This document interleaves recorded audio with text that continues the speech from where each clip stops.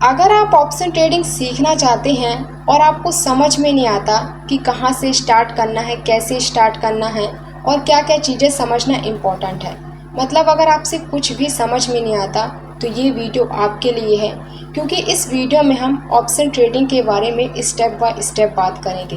और अगर आप बिगिनर हैं, आपसे कुछ भी नहीं आता, तो आप इस वीडियो को ज़रूर देखिए, क्योंकि इस वीडियो में हमने काफ़ी सारे पॉइंट्स कवर किए हैं जिससे आपको अच्छे तरीके से समझ में आएगा। तो आपको क्या करना है कि इस वीडियो को आखिरी तक ज़रूर देखना है। तो चलिए वीडियो को स्टार्ट करते हैं। देखिए, सबसे पहले मैं आपका स्वागत करती हूँ अपने यूट्यूब चैनल पर, जहाँ पास मैं ट्रेडिंग इन्वेस्टिंग से रिलेटेड वीडियोज़ बनाते रहती हूँ। तो अगर आप इस चैनल पर नए हैं तो सब्सक्राइब ज़रूर कर लीजिएगा। तो चलिए वीडियो को स्टार्ट करते हैं। देखिए, सबसे पहले मैं आपको ये बता दूं कि अगर आप ऑप्शन ट्रेडिंग स्टार्ट करना चाहते हैं तो बिना नॉलेज, बिना एक्सपीरियंस के आपको स्टार्ट नहीं करना। मतलब मार्केट का थोड़ा बहुत तो एक्सपीरियंस होना चाहिए, इसके बाद आपको स्टार्ट करना है, क्योंकि ऑप्शन ट्रेडिंग में प्रॉफिट होने के चांसेस बहुत ज़्यादा रहते हैं, वैसे ही आपको रिस्क होने के चांसेस भी ज़्यादा रहेंगे।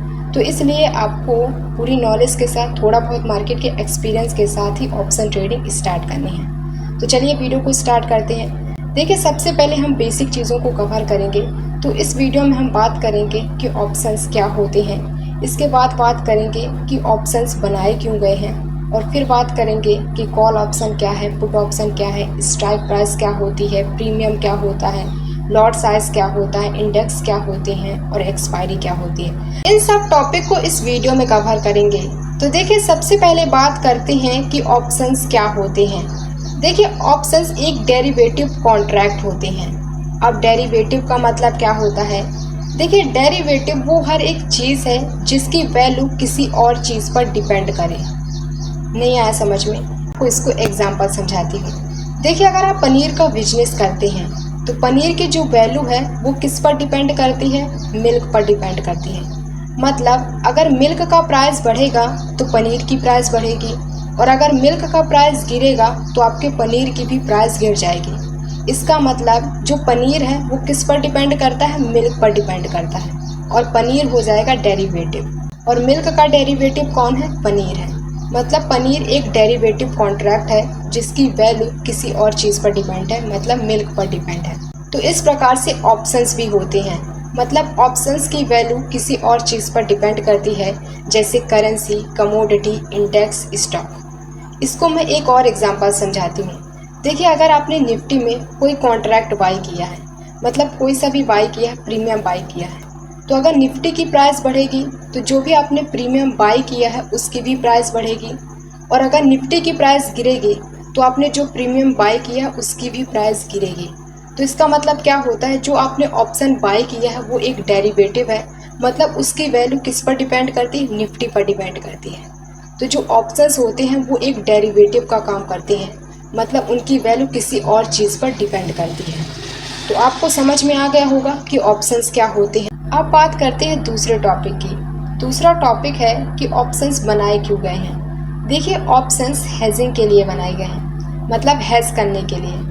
हेजिंग का मतलब होता है रिस्क को मैनेज करने के लिए। देखिए, मैं इसको एक एग्जांपल समझाती हूँ जिससे आपको और अच्छे समझ में आ जाएगा। अगर आप किसी स्टॉक को बाई करते हैं, ठीक है, मतलब इन्वेस्टिंग के हिसाब से आप बाई करते हैं। अब उस स्टॉक का प्राइस बढ़ रहा है, बढ़ते जा रहा है, और अचानक मार्केट में क्रैश आ जाए या प्राइस गिरने लगे, तो वहाँ पास आप पुट ऑप्शंस बाई कर सकते हैं जिससे आपका प्रॉफिट होगा। मतलब जैसे कि देखिए, अगर प्राइस गिर रहा है तो वहाँ पास आप पुट ऑप्शन बाई कर सकते हैं जिसके कारण आपका ज़्यादा लॉस नहीं होगा। और ऑप्शन इसीलिए बनाए गए हैं कि आपका ज़्यादा लॉस ना हो, मतलब हेज करने के लिए बनाए गए हैं। आई होप आपको समझ में आ गया होगा कि किस लिए बनाए गए। मतलब ऑप्शन हेजिंग के लिए बनाए गए हैं, मतलब लॉस कम करने के लिए बनाए गए हैं। बस आपको इतना समझना है, ठीक है। अब बात करते हैं अगले टॉपिक की। अगले टॉपिक में हम कॉल ऑप्शन और पुट ऑप्शन की बात करेंगे। देखिए, इसको समझने से पहले आपको ऑप्शन बाइंग और ऑप्शन सेलिंग को समझना होगा। देखिए, अगर आप ऑप्शन बाइंग करेंगे तो आप कम कैपिटल में बाइंग कर सकते हैं, मतलब 5,000 6,000 में आप बाइंग कर सकते हैं।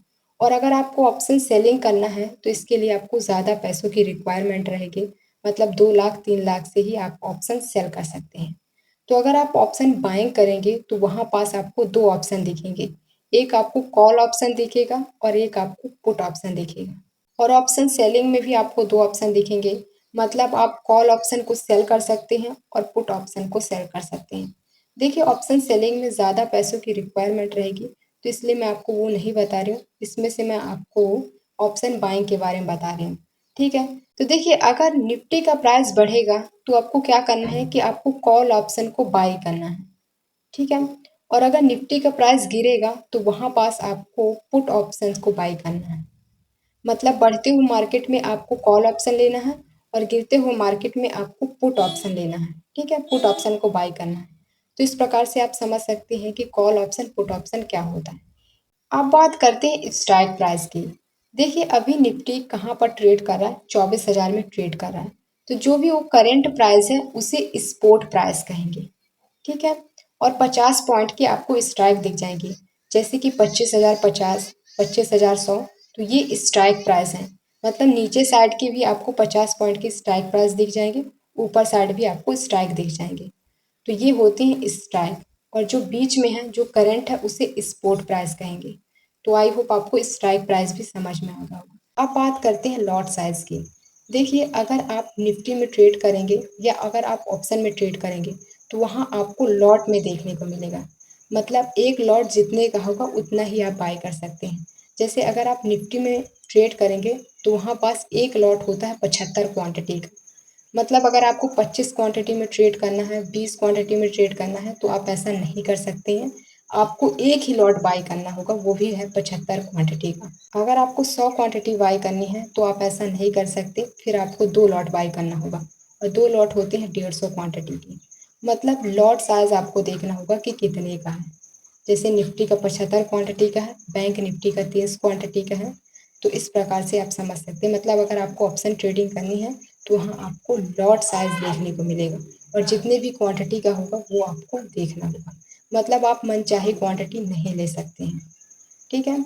अब बात करते हैं प्रीमियम की। देखिए अगर आप निफ्टी में ट्रेड करेंगे तो वहाँ पास आपको प्रीमियम पे करना पड़ता है। मतलब डायरेक्ट आप निफ्टी में ट्रेड नहीं कर सकते। तो यहाँ पास आपको कॉल ऑप्शन दिख जाएगा, पुट ऑप्शन दिख जाएगा। तो अगर प्राइस बढ़ रहा है तो आप कॉल ऑप्शन का प्रीमियम बाय करेंगे, मतलब ये जो दिया है ये प्रीमियम होता है। और अगर प्राइस गिरेगा तो यहाँ आपको पुट ऑप्शन की प्रीमियम मतलब बाय करना होगा। तो जो ये दिए हैं इसे ही प्रीमियम कहते हैं। और कहीं कहीं आपको LTP लिखा रहेगा, उसे लास्ट ट्रेडेड प्राइस भी कहते हैं, ठीक है। तो इन्हें ही प्रीमियम कहा जाता है। आई होप आपको प्रीमियम भी समझ में आ गया होगा। इसके बाद बात करते हैं एक्सपायरी की। देखिए अगर आप ऑप्शन ट्रेडिंग कर रहे हैं तो वहाँ पास आपको एक्सपायरी भी देखने को मिलेगी।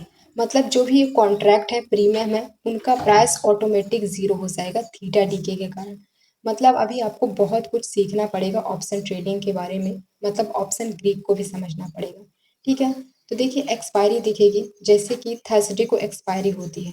तो जैसे कि यहाँ पास 250 में, मंडे के दिन 250 में कोई भी कॉन्ट्रैक्ट बाय करोगे तो 250 का प्रीमियम है। तो जैसे जैसे थर्सडे पास आएगा वैसे वैसे उसके प्रीमियम की प्राइस ऑटोमेटिक कम हो जाएगी और जिस दिन एक्सपायरी रहेगी उस दिन जीरो हो जाएंगे।